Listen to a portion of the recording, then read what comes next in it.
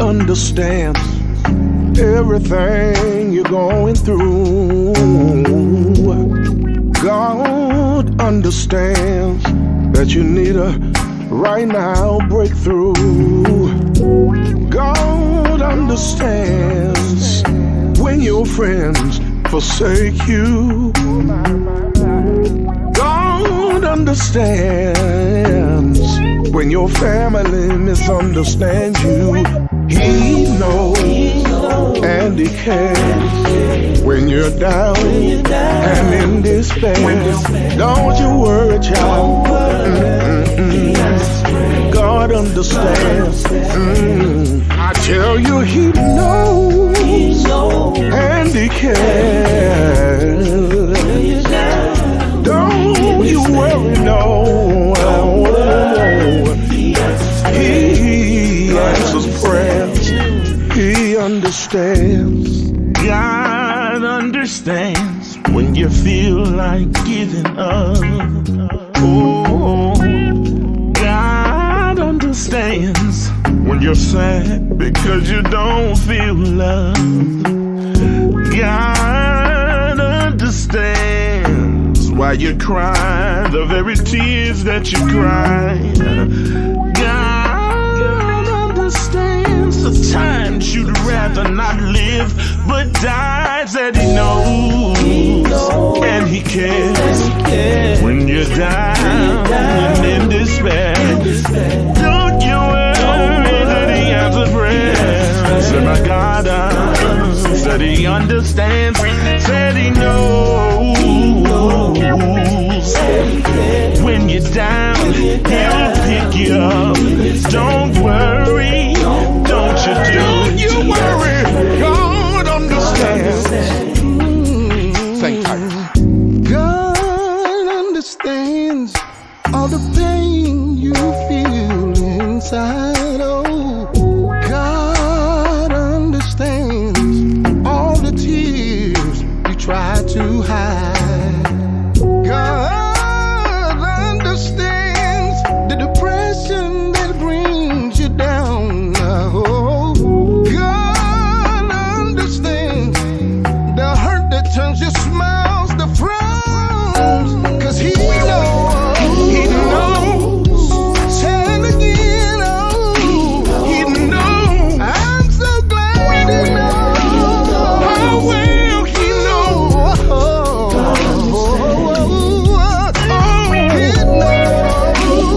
He knows every tear you cry, every pain that we share. He knows, yeah, yeah.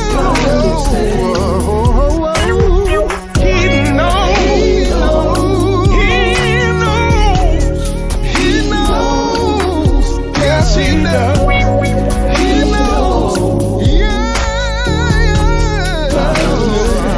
God understands. Yes, He knows, He knows. All of your hurt and pain. Every tear You cry. yeah. God understands.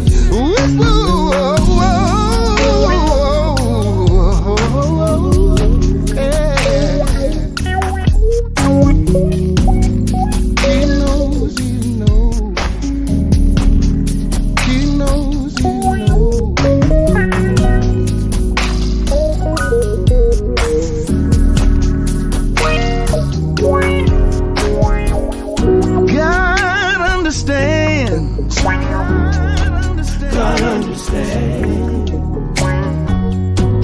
God understands. God understands. God understands.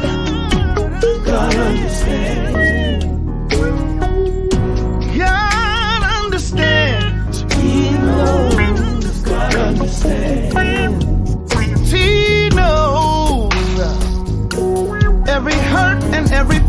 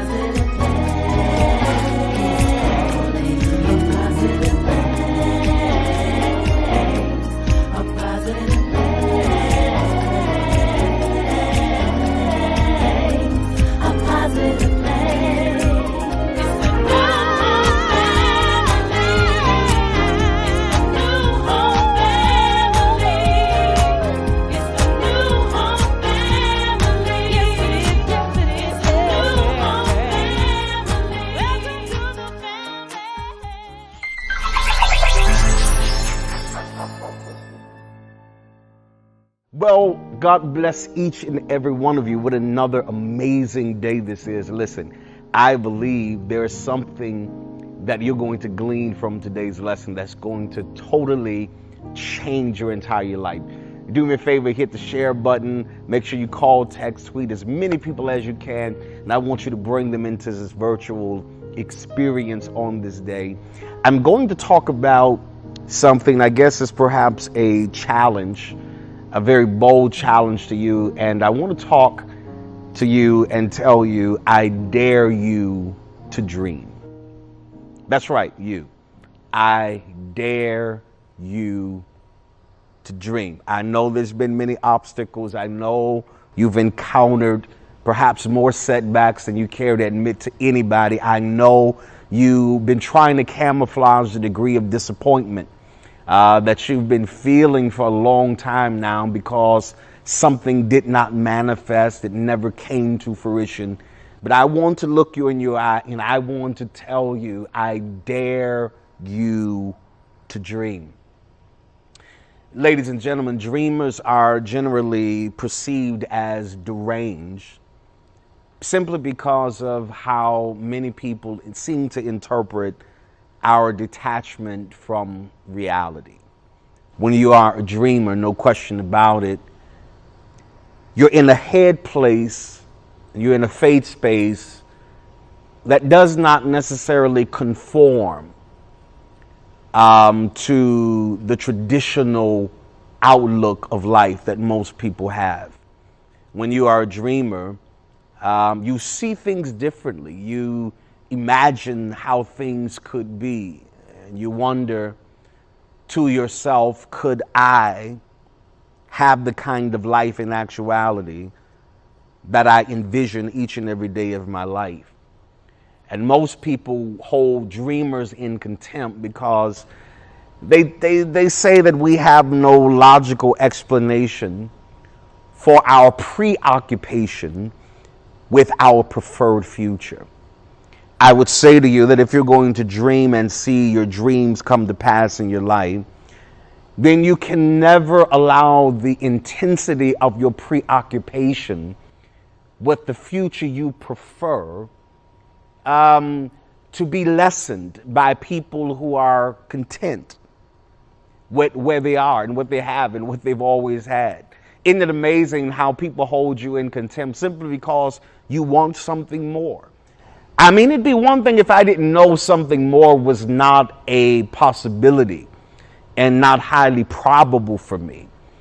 But when I know this is something I could attain, that I can achieve and that I can accomplish, then you have to learn how to discredit and discard everyone who wants to relegate you to the realm of reality or even their reality. Because there are some people who don't want to see you get any bigger than their current reality.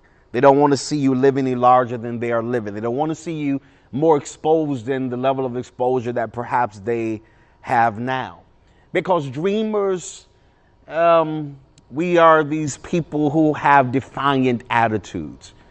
Because there is no way possible you can dream and still be submitted to the confinements of your present reality. Dreamers are what I like to call, we are these forecasters. And it's critical because when you are a dreamer and you're forecasting dreams, vision of your future state, then it doesn't even require an audience. The only person that has to be convinced is the person who's conceived this notion, who has somehow tapped into a greater realm of living and opportunity. And so when you are a dreamer, you have this defiant attitude toward your current reality, which causes you to defy the notion or prediction of others who are attempting to convince you that your present predicament is permanent. I want to pause and tell you that just because it's present does not mean it's permanent. As a matter of fact, when you are a dreamer, you totally detest that notion that where you are is where you're always going to be. No, where I am is only preparation. In fact, it's only a prerequisite from me walking into the ideal place of living that I've always envisioned. And so if I'm going to get to a place where my dreams are materializing, where I am living outwardly what I see inwardly, what must I do? Number one, your dreams must dominate your thought life. In other words, you have to be consumed with and by the materializing of your internal imagery. Every thought is progressively and aggressively moving you toward the internal picture, the prophecy, and the professions over your life. You have to be consumed by it. Dreamers can't dream just when the climate of your life is going well, which is when most people tend to dream. And when the climate shifts from a place of calm to a place of tenseness or chaos, then somehow we shelve our dreams because life seems to be demanding us to deal with what is presenting us. But ladies and gentlemen, every one of you who are dreamers, you have to intensify your consumption with your vision being materialized. You have to have what I like to call this compulsive behavior. What are you doing today? What have you done this day? What are you going to do this day that's going to position your life in a better position in 24 hours from now? What can you do now that will push you closer to laying hands on and taking receipt of the thing that it is you're dreaming about? And so if you're a dreamer, then it must dominate your thought life. Which means, ladies and gentlemen, that you have to be very, very selective and very deliberate as to who you allow yourself to entertain. Because whoever you are entertaining, now the possibility and the high probability of their influence on your thoughts is very real at this point. And so you must guard your faith space, your ear gate. You have to guard what you are entertaining, because if not, you will begin to lessen your intensity to go toward that goal and reach the next dimension of your life. So if I'm going to see my dreams realized, number one, they must dominate my thought life. Number two, they demand your unwavering focus. Again, you have to be obsessed by the realization of your vision, of your dream, that you do not allow anything or anybody to obstruct your view of the future you in your future state. Oh God, that was good to me. You cannot afford to allow anybody to obstruct your view, to disrupt your line of sight from seeing yourself in your future state. No matter what's in my current, I am always focusing on what's beyond that. As a dreamer, you never see yourself in a smaller house. You're always dreaming of a bigger one. You're never dreaming of yourself with an older car. You're seeing yourself with the one that's right off the production line, and only 20 of them have been released in the United States, because you are dreaming. It demands your unwavering focus, because, ladies and gentlemen, for every dreamer, there is a psychological attack to draw your attention away from your affection.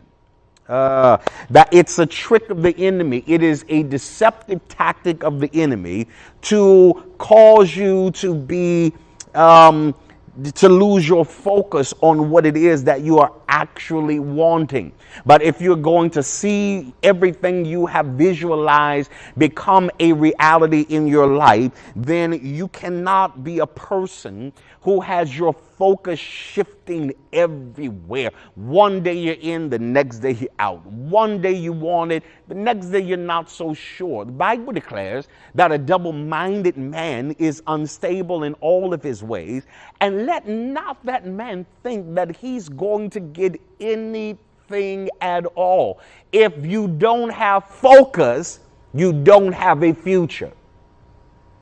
I'm going to let that sink in for a moment, because I want you to really understand that if you have no focus, you have no future. Your future is the result of what you are consistently focusing on in this moment. If I'm going to have my dreams realized, then number one, my dreams must dominate my thought life. Number two, they demand my unwavering focus. Number three, you must defy your perceived self-imposed limitations. Please hear me.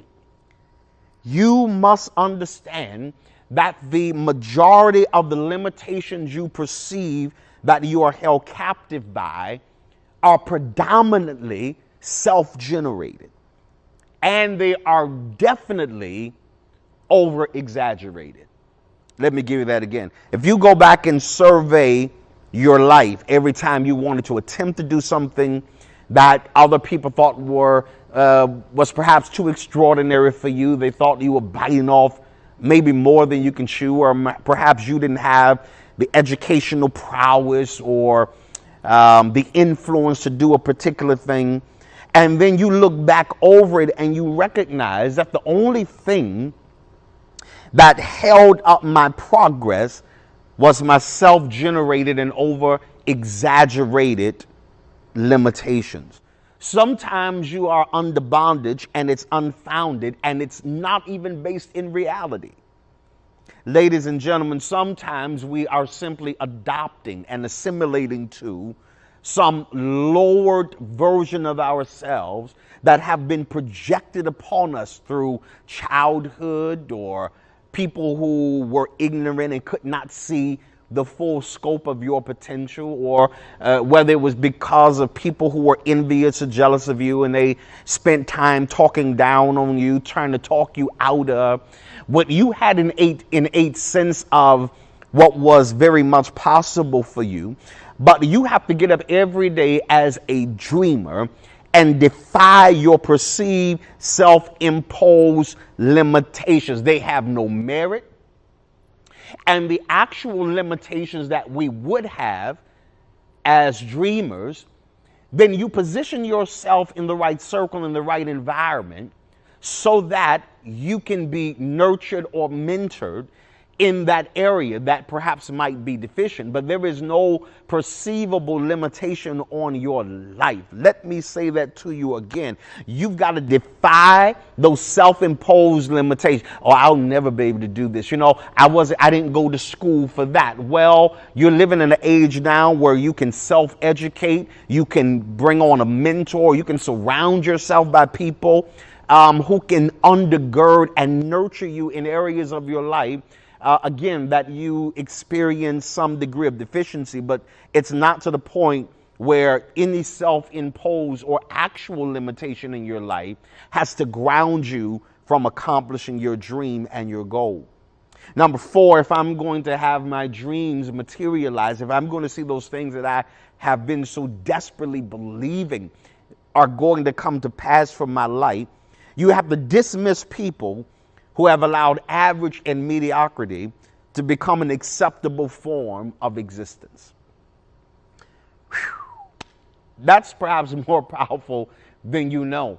Because when you begin to evaluate your life, you will begin to understand that failure and victory can usually be contributed to the company that we keep, by the influences that we embrace, the people who are in our close proximity, who have influence on how we see ourselves and how we see our world and how we see ourselves playing a major role in our world. But if you're going to see anything substantially begin to manifest in any area of your life, please hear me well. You have to dismiss people who have allowed average and mediocrity to become an acceptable form of existence. You need people really close around you that'll look you in your eye and say, I saw you, you're slacking a little bit.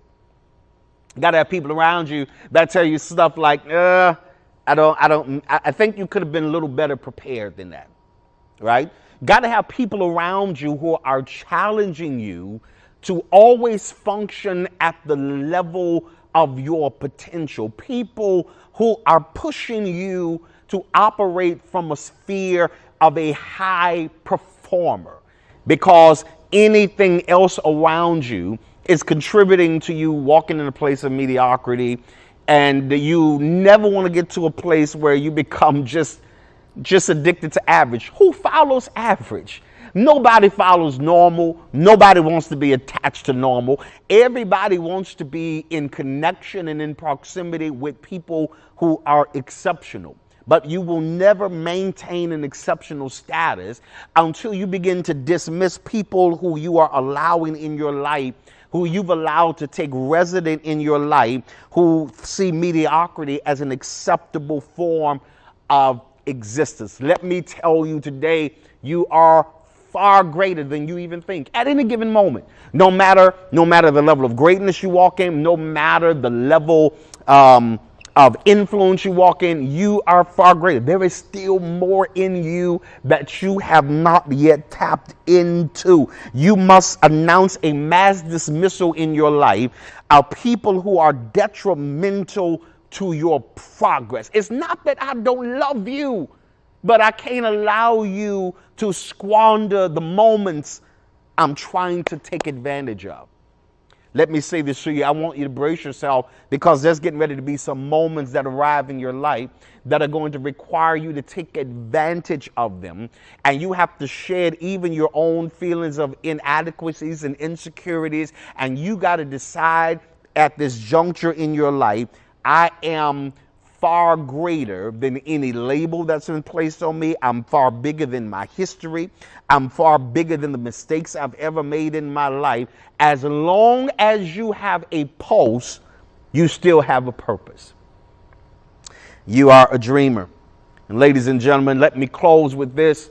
We're talking about how am I going to see these dreams that I have materialize? How do I move them from a shelved status? Or I've thrown them away and decided that it'll never be a reality for me. Number one, they got to dominate your thought life. Number two, dreams demand your unwavering focus. Number three, you got to defy your perceived self-imposed limitations. Number four, you've got to dismiss people who have allowed average and mediocrity to become an acceptable form of existence. Number five, and finally, dreams define the importance of time management. Don't tell me you really want your dream and you have no respect for time. You must understand that there is a scripture, and Moses actually, who wrote the Psalm, he said, God, teach us to number our days that we may apply our heart to wisdom. So there is a correlation between me having the knowledge of my days and my purpose and knowing what to do with what I got left. Oh my God. I got to know what to do with what I have left. And so when I am a dreamer, I don't look at the same span of 24 hours the way everybody else looks at it. They can goof off. They can lay in a bed extra 3 or 4 hours. They could get on social media for a few hours and maybe work on their proposed future 30, 45 minutes a day. That is indicative of somebody who has not grasped the understanding of how limited of a resource time really is. All you have is what you have, but you have to prioritize your life in such a way that I got to make every single day count. Every second is significant. Every minute has meaning. Every hour holds substantial potential for me to prosper, for me to increase, for me to expand in every area of my life. But your dreams won't come to fruition as long as you're taking the clock for granted. That's why I ask people, I'm leery of people when I ask them what they're doing, and they say, I'm not doing anything. Call them back 3 hours later, what's up? Nothing much, not doing anything. Call them back in that evening, what you got going on? Oh, nothing, I'm just chilling. Because you don't understand that every day you are on the planet, it is because you must use everything within your God-given capacity and capability to manifest those things you see internally in your heart and in your spirit.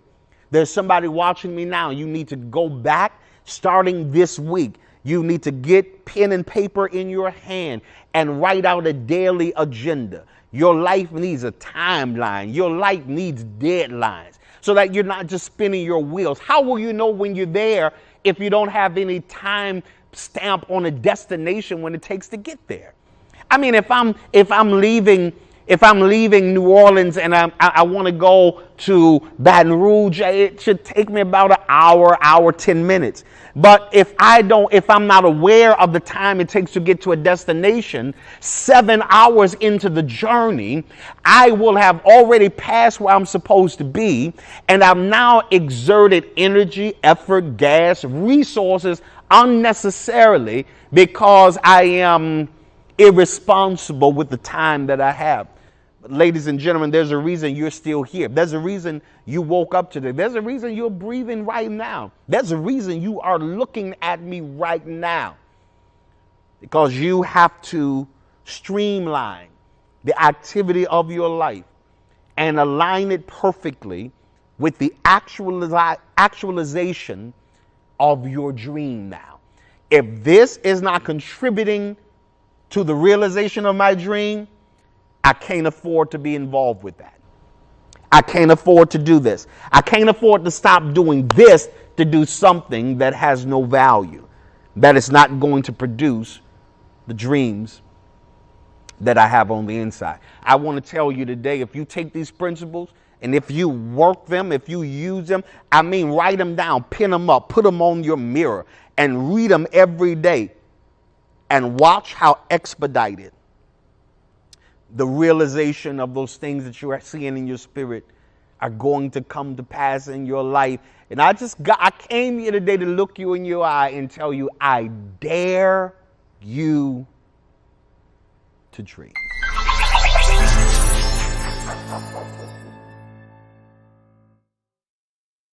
Well, we're getting ready to honor the Lord in our giving on this day. Come on, celebrate the Lord wherever you are. It's a privilege. I tell people all the time, giving is never an option. It's an opportunity for God to show himself very strong and mighty in the area of our economics, our personal economics, our business affairs. Anything that has to do with financing your life, God wants to be involved in that. God is just not involved in it by himself. It is a partnership. Scripture says that if we give, it shall be given back unto us. Good measure, pressed down, shaken together, running over. God will cause men to give unto your bosom. That means somebody's waiting to hear how you spell your last name, to write it into the pay to the order of sign. They're waiting to hear your Cash App handle to send something to you. So we want to always be in a posture of both giver and receiver. In fact, you're not qualified as a receiver until you're in the posture of a giver. God says he will multiply every seed sown. So on this day, I want you to prepare your offering, to present it unto the Lord. Those of you who are tithing, of course, I want you to return the Lord's portion unto the Lord for the kingdom of God, so that there might be meat in the house of God. He's not talking about steaks or salami. He's talking about fresh revelation, words that you can live by, things that will strengthen your faith. So I want you to do that. The giving means are right here at the bottom of the screen. Find the one that's the most convenient. And I want you to take full advantage of the giving opportunity God has given to each and every one of us. If you sow sparingly, you'll reap sparingly. But God says, I'm so good. If you sow bountifully, I guarantee you're going to reap a bountiful harvest in your life. So I want you to get your seed prepared. There are those of you, there are people out there who can sow very specific seed. I'm just going to ask everyone that's watching me this day, simply, I want you to plant a $33 seed offering. That's it. $33 seed. For some people, it doesn't sound like much at all. For some people, it requires their faith. It requires a little stretching, but nonetheless, it's going to produce the blessing of God in your life. So I want you to give and watch how heaven responds to you.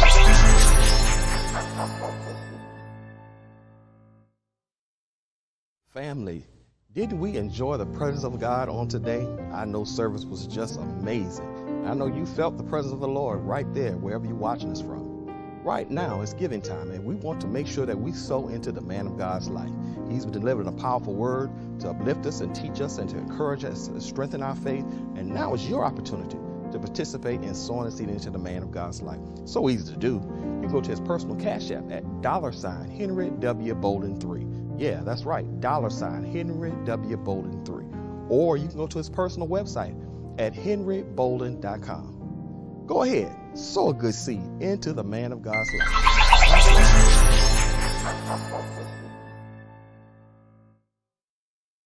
Well, it really is true. Time really does fly when you're having an amazing time. I want you to know, my brother, my sister, I've had an amazing time in worship with you this day. I certainly pray that you have gleaned something, that you have heard some principle. God gave you some insight, something relevant to your current situation that's going to make all the difference in the world.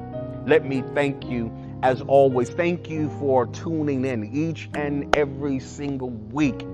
I believe there's power in partnership, and I consider you family. I'm glad we are partners. No matter what part of the world you're in, we have people from different cities, states, area code, countries even, that are watching, that are tuned in this very moment. And I want to pronounce the blessings of God over your life wherever you are. Don't forget, make sure you stay connected on all of social media platforms. Don't forget to subscribe and follow me on my YouTube channel, Henry W. Bolden III. I've got some things on there that I believe are going to really, really bless you in a significant way. And I want to hear from you. I want to hear your praise reports. I want to hear what the Lord is doing for you all around this country. You can send me praise reports, prayer requests. I am going to see them, and I am going to respond to you. As a matter of fact, you can go to henrybolden.com and you can send those messages, and I'm looking forward to what God has in store for you. Listen, if you are in our city, or perhaps you are not in the city, but you're planning a visit, don't forget, you can join me every Sunday morning for our in-person worship. That's right. We have our streaming virtual audience, but we are offering in-person experience as well. Each and every Sunday at 9 a.m., 13800 Hain Boulevard. Listen, come as you are. It's not about the clothes, it's about the souls. Bring your family, your friends. I've been saying to so many people, why not make New Home your new home? I'm looking forward to seeing you in the house of God. Well, as I always say in closing, always remember that things can change for you at any moment.